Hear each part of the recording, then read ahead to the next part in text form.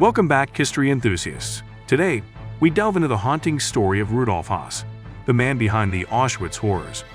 From his rise to power to the pursuit of justice, join us on this profound journey into the dark past. In the annals of history, few names evoke as much horror as that of Rudolf Höss, the man responsible for overseeing the Auschwitz concentration camp during World War II. Born on November 25, 1901, in Baden-Baden, Germany, Höss's early life seemed unremarkable, but destiny had a sinister path laid out for him. As a young man, Rudolf Höss found himself drawn to the National Socialist German Workers' Party, NSDAP, commonly known as the Nazi Party. His dedication and loyalty earned him a position within the Führerstaffel SS, the paramilitary organization responsible for enforcing Nazi policies. Höss quickly rose through the ranks, displaying unwavering obedience to his superiors and an unwavering commitment to the Nazi ideology. In 1940, Höss received an appointment that would forever tie his name to one of the most horrifying atrocities in human history. He was chosen to become the commandant of Auschwitz concentration camp, located in German-occupied Poland. This decision would prove to be a turning point in the Holocaust, as Auschwitz would go on to become the epicenter of the final solution. Upon assuming command of Auschwitz on May 4, 1940, Rudolf Höss wasted no time in executing the sinister plans set forth by Adolf Hitler and the Nazi leadership. The camp's initial purpose was to incarcerate and exploit Polish political prisoners, but it soon evolved into a monstrous extermination center as part of the final solution, the systematic genocide of European Jews. The transformation of Auschwitz into an efficient killing machine was carried out with meticulous precision. Höss oversaw the construction of 4 large gas chambers at the Auschwitz-Birkenau section of the camp. These gas chambers were camouflaged as shower rooms to deceive the victims, who were told they were being brought in for delousing and a chance to bathe. Once inside the gas chambers, innocent men, women, and children were exposed to Zyklon B gas, a cyanide-based pesticide. The SS guards would then seal the doors, and within minutes, the victims would succumb to a horrifying death. Höss personally witnessed these extermination operations, his soul seemingly devoid of any humanity. The killing machinery at Auschwitz operated with horrifying efficiency. Trainloads of prisoners, transported in cramped and deplorable conditions, arrived at the camp on a regular basis. Families were torn apart, as men and women were separated upon arrival. Elderly and disabled individuals, along with pregnant women, were often sent directly to the gas chambers. Under Höss's command, Auschwitz became a place of unparalleled horror and suffering. His unwavering loyalty to the Nazi regime made him a loyal executor of the final solution. His role extended beyond the extermination operations. He oversaw forced labor, brutal punishments, and inhumane medical experiments conducted on the camp's prisoners. Historical records indicate that between 1940 and 1945, around 1.1 million people were murdered at Auschwitz. Approximately 90% of the victims were Jews, with the remainder comprising Poles, Romani people, Soviet prisoners of war, and individuals from various other persecuted groups. Life inside Auschwitz was a relentless nightmare for the prisoners. Upon arrival, they were stripped of their identities, possessions, and dignity.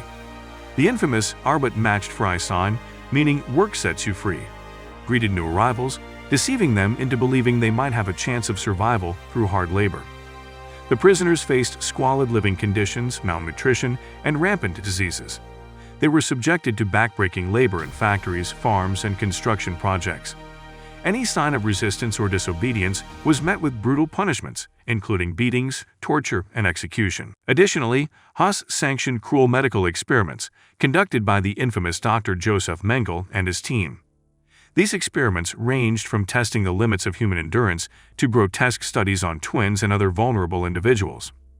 Inside the camp, prisoners formed tight-knit communities and support networks, clinging to whatever shreds of humanity they could find amidst the darkness. Acts of bravery and compassion occasionally emerged, as some prisoners risked their own lives to help others. The arrival of Allied forces in January 1945 signaled the impending end of Höss's reign of terror. With the liberation of Auschwitz, the world bore witness to the unspeakable horrors that occurred within its confines. After World War II, as Allied forces closed in on Germany, Rudolf Höss attempted to evade capture, but he was apprehended by British troops on March 11, 1946.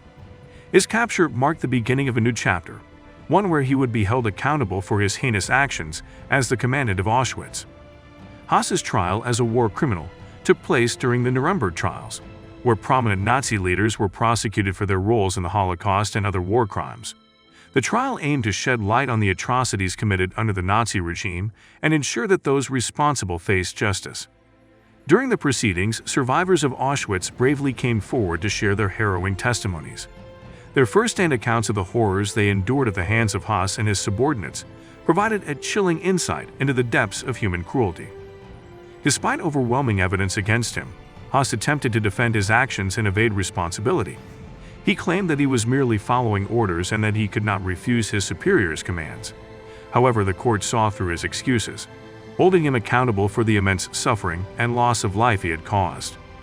In April 1947, the verdict was announced and Rudolf Höss was found guilty of crimes against humanity. The court sentenced him to death by hanging. His sentence reflected the magnitude of the atrocities he had overseen at Auschwitz and served as a warning to others who might perpetrate such heinous acts in the future. Höss was imprisoned while awaiting his execution. In the solitude of his cell, he was forced to confront the gravity of his actions and the immense human suffering he had inflicted. The weight of guilt began to take its toll on the once unyielding commandant, and his introspection led to a startling realization of the evil he had perpetuated. Facing the inevitability of his death, Höss sought solace in religion and sought forgiveness for his sins. He began to express remorse for his actions and the role he played in the Holocaust. Chaplains and religious advisors visited him, and he spent his final days in deep contemplation and prayer. As the day of his execution approached, Höss made efforts to reach out to survivors and express his regret for his past actions. Some accounts suggest that he wrote letters seeking forgiveness from those he had harmed. However, these attempts at repentance could never undo the unimaginable pain and suffering he had caused. On April 16, 1947, Rudolf Höss faced the ultimate consequence for his crimes. He was hanged to death in a solemn execution. His end was met with little sympathy, as the world had come to know the magnitude of his atrocities, and his efforts at repentance were seen as too little, too late. It is important to remember that the story of Rudolf Höss is not an isolated one.